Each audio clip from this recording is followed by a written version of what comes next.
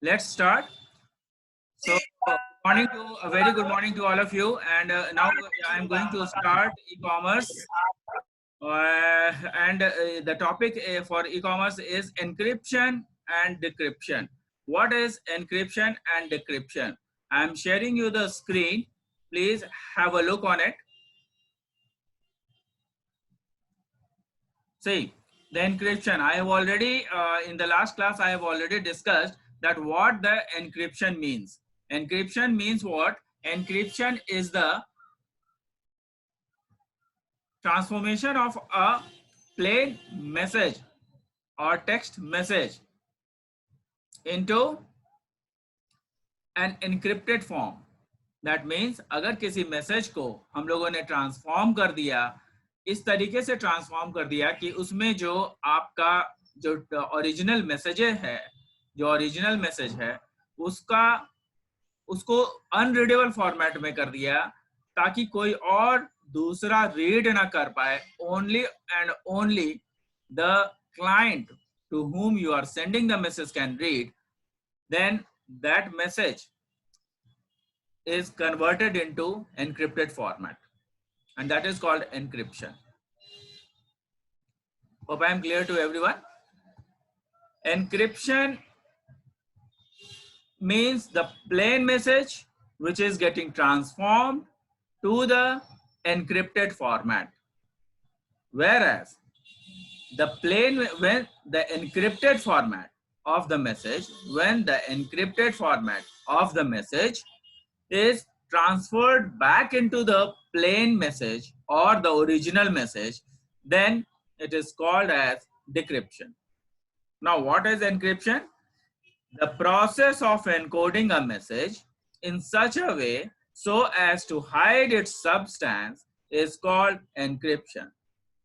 Cryptography deals with transformation of messages into coded form by encryption, whereas decryption means an encrypted message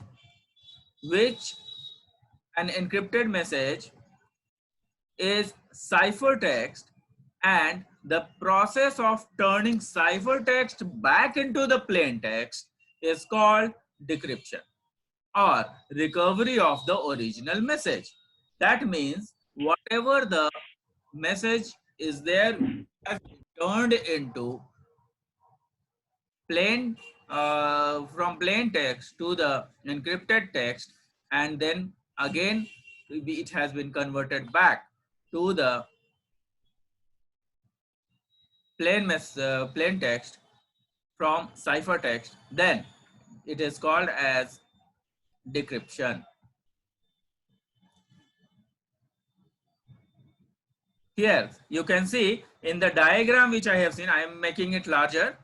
From plain text, encryption coding is done. Encryption is being, what is the encryption means? The code through which a plain message is transferred into ciphertext. कहने का मतलब कि अगर कि कोई plain text है और उसको अगर आप इस तरीके से encrypt कर देते हैं, इस तरीके से उसमें कोडिंग लगाते हैं कि वो ciphertext में चेंज हो जाए. सपोज कीजिए आपका नाम है मोहन, और मोहन में अगर हम लोगों ने ये उसको इस तरीके से फॉर्मेट को चेंज कर दिया कि आपका जो मैसेज है M को हमने 1 मान लिया, O को हमने इस तरीके से KLM, तो जो आपका M होता है वो उसका पोजीशन, जो अल्फाबेट में जो पोजीशन है वो कितना है? KLM, मतलब 13th पोजीशन है. जो 13th पोजीशन M का है, तो अगर हमने M के बदले 13 लिखा, O की जगह हमने 15 लिखा, तो 13 और 15 जो पोजीशन है अल्फाबेट में, वो हो सकता है कि हम लोगों ने उसको M और O को दर्शाया हो. तो 13 और 15 M और O को दर्शाते हैं. इसका मतलब कि आगे के जो भी HAN, जो भी मोहन का नाम है, उसको उसी तरीके से नंबर से भी दर्शा सकते हैं. हो सकता है कि चूंकि ये बहुत ही आसान तरीका है जिसको हम लोगों ने चूज किया है, तो ये डिसाइफर कर लिया जाएगा बहुत सारे अपोनेंट्स के द्वारा. अपोनेंट्स कौन होते हैं? वैसे लोग जो कि मैसेजेस की चोरी करते हैं उसको अपोनेंट्स बोलते हैं। तो अपोनेंट्स के द्वारा ये क्या किया जा सकता है, इसको डिसाइफर किया जा सकता है, क्योंकि हम लोगों ने बहुत आसान सा डिक्रिप्शन किया, सॉरी एन्क्रिप्शन किया है। लेकिन वहीं पर अगर उस एन्क्रिप्शन को कई तरीके से कई गुना एन्क्रिप्ट और कर दिया जाए, जैसे 13 और 15 था, 13 इंटू 2 लगा दें, 13 इंटू 5 लगा दें, हर एक पूरे जो भी नंबर आ रहे हैं उसको हम लोग 5 से मल्टीप्लाई कर दें, तो थोड़ा सा टफनेस बढ़ जाएगा। उसके बाद जो हम लोगों ने 5 से मल्टीप्लाई किया है उसको 2 से डिवाइड कर दें, तो टफनेस लेवल और बढ़ जाएगा। तो ये एक लेवल के बाद दूसरा लेवल, दूसरा लेवल के बाद तीसरा लेवल एन्क्रिप्शन चल रहा है। तो these type of encryption, these types of codings which has been encrypted more than once, twice and thrice, that is called as encryption, जो कि आसानी से हम लोग रीड नहीं कर पाते हैं। और उसको फिर हम लोग जब वो रीड नहीं हो पाता है तो उसको हम लोग साइफर टेक्स्ट कहते हैं। क्या कहते हैं? साइफर टेक्स्ट कहते हैं। और वो साइफर टेक्स्ट फिर से उसी जो आपका पहले के दिया हुआ, जो कि आप लोगों ने क्या किया था, पहले 13 और 15 लिया, उसको 2 से मल्टीप्लाई किया, फिर बाद में उसको 2 से डिवाइड किया या 5 से डिवाइड किया। तो जो प्रक्रिया आपने उस पर लगाया था उसी प्रक्रिया को फिर से हम दोबारा उल्टे डायरेक्शन में लगाएंगे। जैसे जो आपका नंबर फाइनली आया उसको हम लोग क्या करेंगे, 2 या 5 से डिवाइड कर देंगे। तो आपको जो फिर उसके बाद जो है जो आपने डिवीजन किया, फिर उसके बाद वो किसी तरीके से, जिस तरीके से आपने उसको एनक्रिप्ट किया है उसी तरीके से अगर हम उसको डिक्रिप्ट भी कर दें with the same applying the same logic, तो that is called decryption। फिर से जब डिक्रिप्ट करेंगे तो हमें वापस से हमारा ओरिजिनल टेक्स्ट मिल जाएगा, and that is called decryption when a cipher text is converted back to the original text. Okay, so this is the difference between the encryption and decryption technique. Now, what is public key encryption? It is an asymmetric scheme. Public encryption क्या है? It is an asymmetric scheme that uses a pair of keys for encryption. जैसा कि मैंने आपको different levels बताए हैं अभी, वैसा ही कई सारे कीज, जिस लेवल को जिसको हम लोगों ने माना है कि अगर मल्टीप्लाई कर दे 2 से तो 2 विल बिकम द की। तो ये जो की है, इस की को हम लोग क्या करते हैं, इस की को हम लोग छिपा के रखते हैं। क्यों? क्योंकि अगर ये की भी सब लोग जान गए तो पता चलेगा कि जो हमारे पास जो हमारे ओपोनेंट हैं वो हमारे एनक्रिप्ट किए हुए डेटा को समझ जाएंगे, इसलिए उस की को भी हम लोग छिपाते हैं। और कैसे छिपाते हैं? उस की को भी हम लोग एनक्रिप्ट कर देते हैं।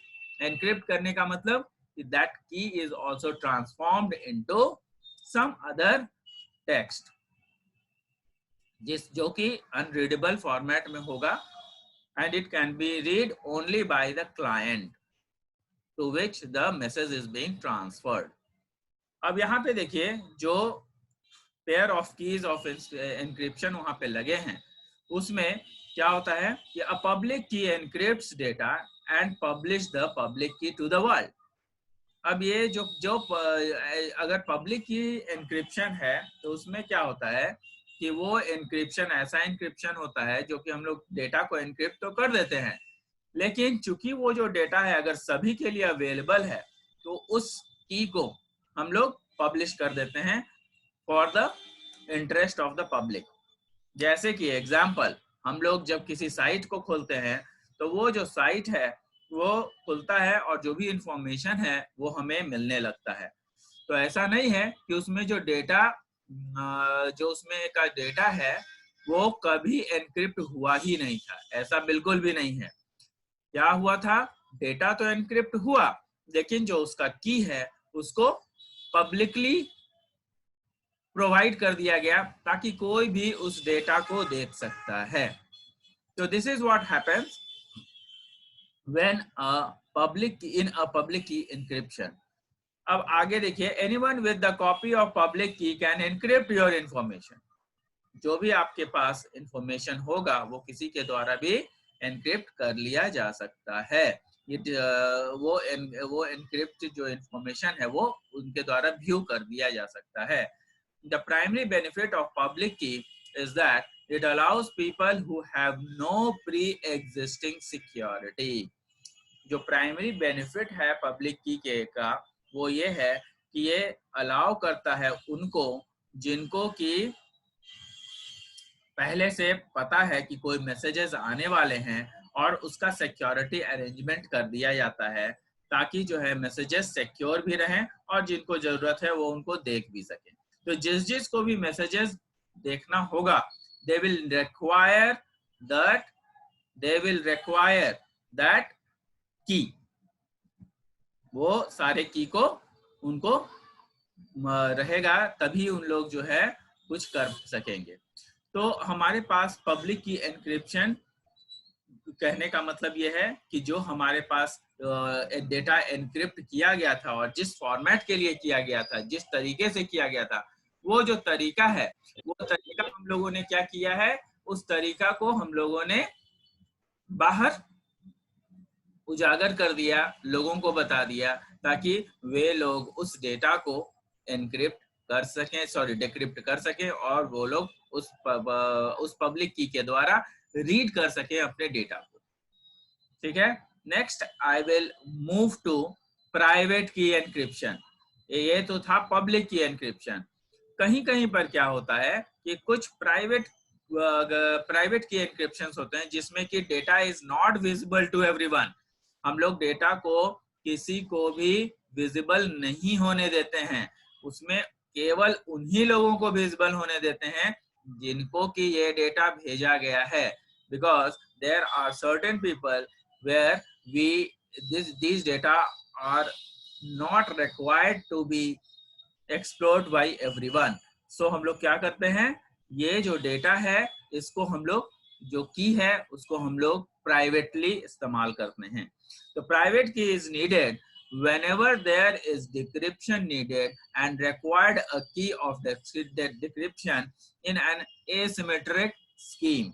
जो asymmetric scheme है उसमें जो है ये प्राइवेट की का डिस्क्रिप्शन मौजूद होता है। अब ये जो एसिमेट्रिक यूज हुआ है ये क्या है, एसिमेट्रिक स्कीम होता है जिसके तहत हम लोग क्या करते हैं कि जो हमारा डेटा है वो सारा डेटा को कई बार एनक्रिप्ट किया जाता है, एक फॉर्म से दूसरे फॉर्म में, दूसरे फॉर्म से तीसरे फॉर्म में, ताकि वो डेटा डिक्रिप्ट आसानी से डिक्रिप्ट ना किया जा सके। तो उसको हम लोग एसिमेट्रिक स्कीम बोलते हैं। और वो एसिमेट्रिक स्कीम इसलिए होता है क्योंकि जो उसमें की इस्तेमाल किए जाते हैं वो काफी सिमिलर कीज इस्तेमाल किए जाते हैं। जैसे कि हम लोगों ने देखा कि 13 और 15 हम लोगों ने M और O के लिए लिया है, तो जो 13 होगा उसको अगर हम लोग M को डिनोट कर रहे हैं तो अगर उसी को और डिनोट कर दें ताकि उसी को एक और लेवल बढ़ा दें, जैसे 13 +1 हमने कर दिया, फिर हमने +2 कर दिया, तो हम लोग क्या कर रहे हैं कि जो डिफरेंट लेवल्स है उसमें +1 से इंक्रीज कर रहे हैं हमेशा। पहले +1 किया तो वो 14 हो गया, फिर +2 किया तो हम लोगों ने क्या किया 14 to 16 कर दिया। मतलब जो 13 एक्चुअल जो 13 M के लिए हमने लिखा था, now we are writing it 16। क्यों? क्योंकि after 3 levels of encryption it has become from 13 to 16। और वो कैसे बना 13 +1 +2। तो +1 +2 जो हम लोग कर रहे हैं वो हम लोग नेचुरल नंबर्स का इस्तेमाल कर रहे हैं ताकि जो है वो डेटा हम 2-3 बार उस लेवल वो जो लेवल है इनसिक्योरिटी लेवल है वो इंक्रीज हो जाए।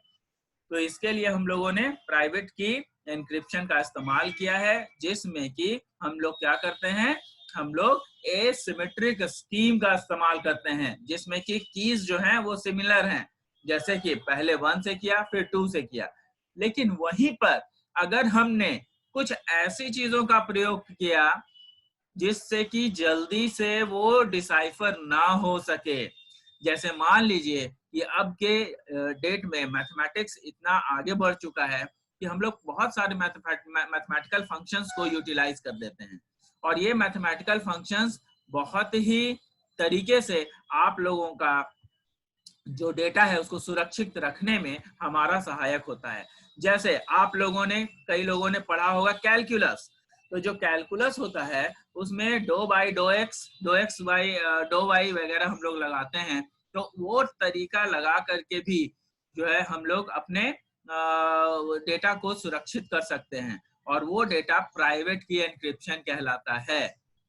ठीक है, तो वो उस डेटा को हम लोग एसिमेट्रिक स्कीम के तहत नहीं रख करके उसको हम लोग बोलते हैं एसिमेट्रिक, सॉरी मैं भूल रहा हूँ उसको मैं आपको बाद में बता दूंगा। ठीक है, अब यहाँ पे देखिएगा कि आगे जो है आपका डिजिटल सिग्नेचर्स है। ये डिजिटल सिग्नेचर्स जो है इसमें हम लोग क्या करते हैं कि जो अपना डेटा है उसको हम लोग इस तरीके से एनक्रिप्ट करते हैं कि वो किसी न किसी डिजिटल सिग्नेचर के द्वारा ही खुल पाएगा। डिजिटल सिग्नेचर अब होता क्या है, यहाँ पर आप लोग इसको पढ़िए। Digital signature, a major benefit of public key cryptography is that it provides a method for employing digital signature. Digital sign enables the recipient of information to verify the authenticity of the information origin. जो आपका origin है, message जहां से originate हो रहा है, उसको authenticate करने के लिए हम लोग डिजिटल सिग्नेचर्स का प्रयोग करते हैं। क्यों? क्योंकि जो डिजिटल सिग्नेचर वहां पर लगाया गया सेंडर के पास, वो रिसीवर के पास भी होना चाहिए। तो दोनों डिजिटल सिग्नेचर को अगर मैच कराया जाएगा तभी जो है वो मैच हो जाएगा, तभी हम लोगों का माना जाएगा कि हमारा जो डिजिटल सिग्नेचर है वो सही से अप्लाई हुआ है। आगे देखिए, the authenticity of the information origin and also verify the information is intact. Thus, public key digital sign provides authentication and data integration. कहने का मतलब जो पब्लिक की डिजिटल साइन है वो प्रोवाइड करता है क्या? ऑथेंटिकेशन प्रोवाइड करता है और डेटा इंटीग्रिटी प्रोवाइड करता है। नाउ डेटा इंटीग्रिटी होता क्या है? डेटा इंटीग्रिटी से आप क्या समझते हैं? Data integrity is a very keen integrity has a very keen role in maintaining the security of data. अब ये डेटा जो इंटीग्रिटी है वो इस तरीके से होता है कि डेटा इंटीग्रिटी में, जैसे कि आप लोग कई बार देखते होंगे कि डीबीएमएस पढ़ा है आप लोगों ने, डेटाबेस मैनेजमेंट सिस्टम। तो डेटाबेस मैनेजमेंट सिस्टम्स में आप देखते होंगे कि जब भी आप डेटाबेस में जब डेटा डालते हैं तो उसको डिफाइन करते हैं कि whether it is a character, text और इट इज अ नंबर। तो हम लोग उसको डिफाइन कर देते हैं कि डेटाबेस में या तो कैरेक्टर ही जाए या तो नंबर जाए। इस तरीके से उसको हम लोग डिफाइन कर देते हैं।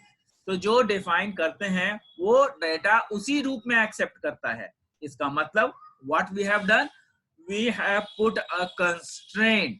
हम लोगों ने क्या किया है? एक कंस्ट्रेंट लगाया है, और ये कंस्ट्रेंट इस तरीके से लगाया कि जो आपका डेटाबेस है उसमें जो डेटा जाने वाला है, उस डेटाबेस में जो डेटा जाएगा वो या तो टेक्स्ट जाएगा या तो केवल नंबर जाएगा। तो उसको हम लोग क्या करते हैं कि वो जो डेटा होता है उसको डिजिटल सिग्नेचर प्रोवाइड किया जाता है, और वो जो है डेटा को हम लोग ऑथेंटिकेशन कराने के लिए जो डेटा इंटीग्रिटी होता है, मतलब ये डेटा इंटीग्रिटी है कि हमें अगर डिफाइन कर दिया गया है कि मेरा जो डेटा होगा, जो डेटाबेस में जो मेरा डेटा होगा वो आइदर नंबर होगा, तो उसमें हम लोग टेक्स्ट को इंक्लूड नहीं करेंगे। इसका मतलब ये है कि आपका डेटा जो है डेटा इंटीग्रिटी के रूल को फॉलो कर रहा है। तो ये डेटा इंटीग्रिटी कहलाता है। A digital sign also provides non-repudiation, which means it prevents the sender from claiming that he or she actually didn't send the information. कहने का मतलब कि जो डिजिटल साइन है वो इस तरीके, डिजिटल साइन से क्या होता है कि हम लोग ये प्रोवाइड करते हैं कि जो हमारा डेटा है वो इस तरीके का डेटा होगा कि जो हमारा एक्चुअल इंफॉर्मेशन है वो हम लोग क्लेम कर पाएंगे कि ये सेम जो डेटा आया है वो सही जगह से, सेंडर से आ रहा है. A digital sign serves the same purpose as a handwritten sign. हम लोग कई बार डिजिटल साइन होता है वो सेम साइन होता है जो हम लोग फ्री हैंड से साइन जो करते हैं वो इक्विवेलेंट होता है. कहने का मतलब कि हम लोग अगर फ्री हैंड से किसी साइन को करते हैं तो that has the same value as the digital sign. कई बार आप देखते होंगे कि जो डॉक्यूमेंट्स मिलते हैं वो डिजिटली साइंड करके मिलते हैं, जिसमें कि आप लोगों के पास जो आपका डेटा है वो आपका सुरक्षित डेटा है. इसका मतलब ये है कि वो डेटा ऑथेंटिकेटेड डेटा है. तो this is about digital signature. Now let's move it on.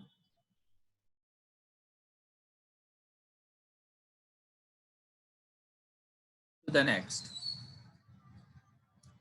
Digital sign is superior to handwritten sign. और यही नहीं बल्कि जो हैंड रिटन साइन होता है उससे भी इसको सुपीरियर माना जाता है. कहने का मतलब कि आपका जो डेटा है वो इससे भी सुपीरियर माना जाता है. जो डिजिटल सिग्नेचर होते हैं वो फ्री हैंड सिग्नेचर से सुपीरियर माने जाते हैं. क्यों? क्योंकि कई बार हम लोग जो फ्री हैंड से साइन करते हैं उसमें कई बार हम लोग देखते हैं कि चेंजेस हो जाते हैं, लेकिन जो डिजिटल सिग्नेचर होगा उसमें कहीं भी कभी भी कोई चेंज नहीं हो सकता है. It will confined to the original sign. उसी के तर्ज पे हम लोगों का अब डिजिटल सर्टिफिकेट्स बनते हैं. डिजिटल सर्टिफिकेट्स कहने का मतलब जिसमें कि आपका पब्लिक की इंक्रिप्शन लगा होता है और उसके थ्रू हम लोग डिजिटल सिग्नेचर को उसमें एम्प्लॉय करते हैं. जैसे देखिए डिजिटल सर्टिफिकेट्स क्या होते हैं. Digital certificates one issues with public key encryption is that user must be constantly vigilant to ensure that they are encrypting to the correct person's key in an environment. कहने का मतलब कि जो digital certificate है वो provide करवाते हैं कि हमारे पास जो भी डेटा आया है या सर्टिफिकेट आया है वो करेक्ट पर्सन से आया है. तो उस पर्टिकुलर जो आपका डिजिटल साइन है उसको जो है हम लोग एक इंश्योरिटी दिलवा देते हैं, एक एनक्रिप्शन इस तरीके का दिलवा देते हैं कि उसको कोई ना तो उसको कोई कॉपी कर सकता है और ना ही वो डिजिटल सर्टिफिकेट वो डिजिटली सर्टिफाई होता है. जो साइन होता है वो डिजिटली सर्टिफाई हो जाता है. इसमें क्या कर सकते हैं हम लोग, where it is safe to freely exchange keys. ये बेसिकली हम लोग इसलिए करते हैं ताकि हम लोग अपने कीज को, कीज कहने का मतलब जो हमारे पास जो कीज अवेलेबल हैं जिसके थ्रू एनक्रिप्शन किया गया है, तो उस कीज को हम लोग जो है अपने एनवायरनमेंट में डाल दें और उसको पब्लिक इंटरेस्ट के लिए या फिर प्राइवेट इंटरेस्ट के लिए उसको एज अ डिजिटल सर्टिफिकेट हम लोग इस्तेमाल कर सकें. इन दिस टाइप ऑफ कई बार क्या होता है कि वो जो पब्लिक सर्वर होता है वो उसमें जो पब्लिक सर्वर्स हैं उसमें कई सारे ओपोनेंट्स होते हैं जो कि आपका डेटा चुराने में सक्षम होते हैं. तो वे लोग क्या करते हैं कि उसको तोड़ना चाहते हैं, उसको ब्रेक करना चाहते हैं जो आपने डेटा को एनक्रिप्ट किया है. तो उस डेटा को एनक्रिप्ट करने के लिए जब वो लोग ब्रेक करने की कोशिश करते हैं, तो एनक्रिप्शन को ब्रेक करने की कोशिश करते हैं, तो क्या होता है कि वो लोग इस तरीके के अटैक को ना करें उसके लिए हम लोग सारे सिस्टम को डिजिटल बना देते हैं. मतलब जो हमारे डेटा हैं उसको डिजिटली सर्टिफाई कर देते हैं ताकि जो है वो बंदा के पास कभी भी वो डिजिटल सिग्नेचर होगा नहीं और वो सर्टिफिकेट्स कभी भी अगर चुरा भी लेगा तो उसको वो डिसाइफर कर नहीं पाएगा.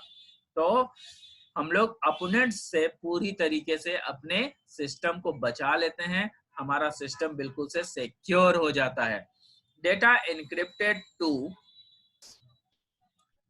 encrypted to and intercepted by a true owner of this bogus key is now in wrong hands। ऐसा जो की है उसको जो लकी मिलता है उसको वो पता ही नहीं चलता है कि वो की को किस तरीके से एनक्रिप्ट करे कि वो डेटा को, ओरिजिनल डेटा को पा सके।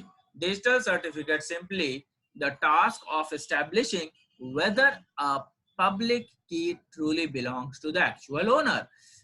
जो पब्लिक की है वो किसी एक्चुअल ओनर को मिला है कि नहीं, वो सर्टिफाई करने के लिए हम लोग डिजिटल सर्टिफिकेट्स को का इस्तेमाल करते हैं। और हम लोग जैसा कि जानते हैं कि whenever there is a passage of data, तो जहां से सेंडर के द्वारा अगर डेटा भेजा जाता है तो जैसे ही जो रेसिपिएंट है उसको रिसीव करता है, जो क्लाइंट है अगर उसको रिसीव कर लेता है, तो वहां पर से जो क्लाइंट के पास से an acknowledgement comes back to the sender certifying that the data has been received by the recipient. तो उस तरीके से ये जो सर्टिफिकेट है वो काफी फ्रूटफुल हो पाता है हमारे लिए। अब इसके बाद आगे देखिए, कहता है कि a certificate is a form of credential। obviously जो सर्टिफिकेट है वो एक क्रेडेंशियल की तरह इस्तेमाल किया जाता है। जैसे कि आपके पास आपका आइडेंटिटी कार्ड होता है, ड्राइविंग लाइसेंस होता है, उसी तरीके से ये इट गिव्स सिक्योरिटी। ठीक है। नाउ जो आपके पास जो डेटा है वो कई तरीके का होता है। आपको एनक्रिप्ट, आपका जो डेटा है, आपके पास जो सर्टिफिकेट्स हैं उसको एनक्रिप्ट करने के लिए कई सारी चीजें होती हैं। जैसे कि आज के डेट में आपके पास पासपोर्ट है, आधार कार्ड है, पैन कार्ड है, वो सारे के सारे आपके पास किस फॉर्म में है? वो सब आपके पास जो है हार्ड कॉपी के फॉर्म में है, हार्ड कॉपी के फॉर्म में है। लेकिन जहां पर डिजिटल सर्टिफिकेट की बात आती है तो इन चीजों में भी डिजिटल सर्टिफिकेट्स, ये जो सर्टिफिकेट्स हैं इसको डिजिटली साइन कर दिया जाता है ताकि आपका जो सर्टिफिकेट है वो केवल और केवल आप ही का रहे, उसमें भी कोई कॉपी ना कर सके। कई बार क्या होता है कि जो हार्ड कॉपी होती है उसको भी हम लोग कॉपी करके या फिर उसमें कोई बदलाव करके हम लोग जो है उसको अपने बना ले सकते हैं, अपने उसको यूज कर सकते हैं। तो वो चीज ना हो उसके लिए हम लोग क्या किया है, उसके लिए अभी जो है डिजिटल सर्टिफिकेट इंफॉर्मेशन जो है वो लाया गया है, जिसमें कि हार्ड कॉपीज में भी इसको बिल्ड कर दिया गया है। कभी भी आप देखिएगा तो कई सारे सर्टिफिकेट्स ऐसे आते हैं जिसमें कि लिखा रहता है डिजिटली साइंड। आगे है firewall and proxy application gateway. Now आप लोग अगर इंटरनेट यूजर हैं तो आप लोग जानते होंगे कि फायरवॉल किसको कहते हैं। There are certain unwanted elements which want to get your data on the internet every now and then, and to protect our data there is something called firewall, and these firewalls always give you a proxy which provides security from on the network। यहाँ पे देखिए मैंने लिखा है an application gateway or application level gateway, that is ALG, is a firewall proxy which provides network security। ये एक ऐसा firewall proxy है जो कि नेटवर्क सिक्योरिटी प्रोवाइड करता है।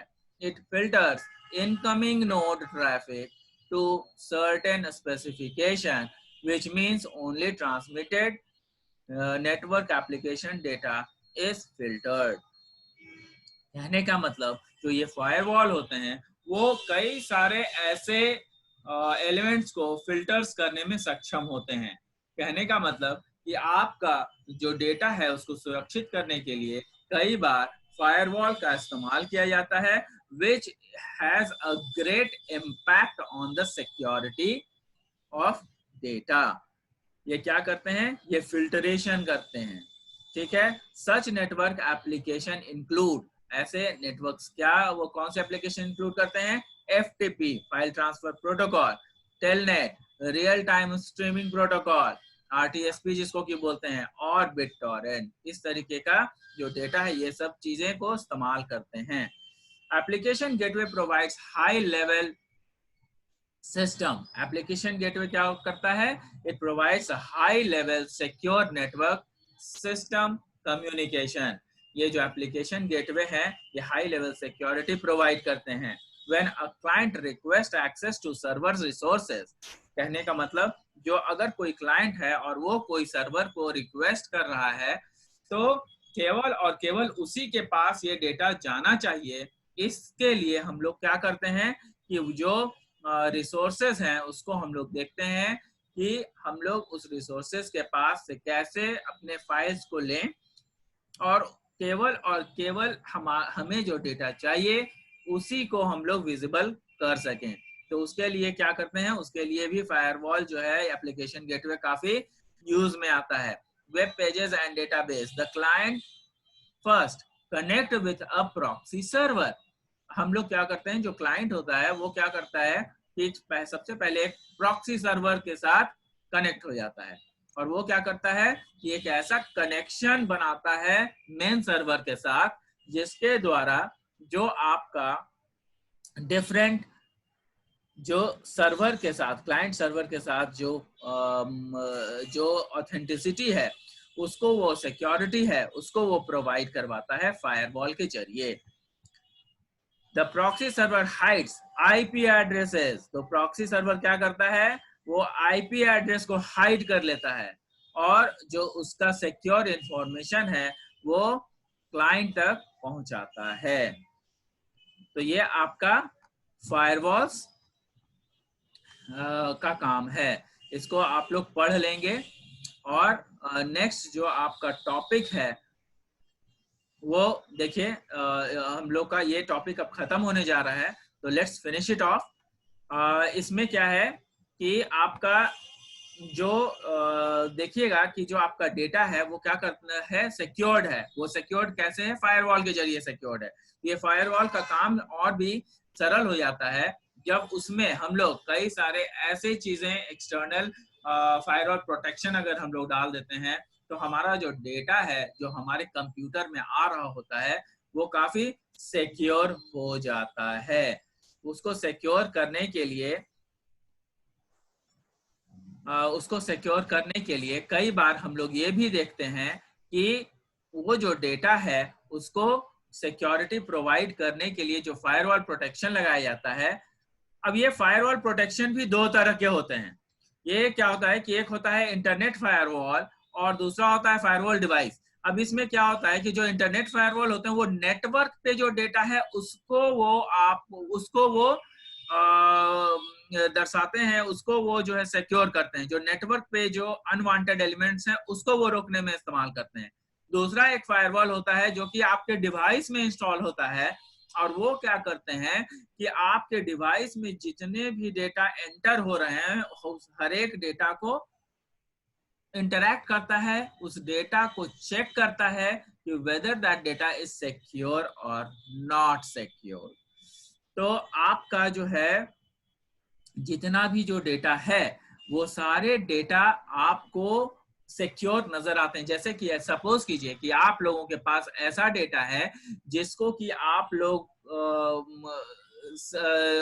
उसको डाउनलोड कर रहे हैं। सपोज कीजिए या आप लोग किसी साइट पर गए और उस साइट को आप खोलने की कोशिश कर रहे हैं। तो कई बार आप देखिएगा कि अनऑथेंटिक जो साइट होता है उसमें लिख देता है कि this site is not proper और उसको खोलने के लिए you can open it on your own risk.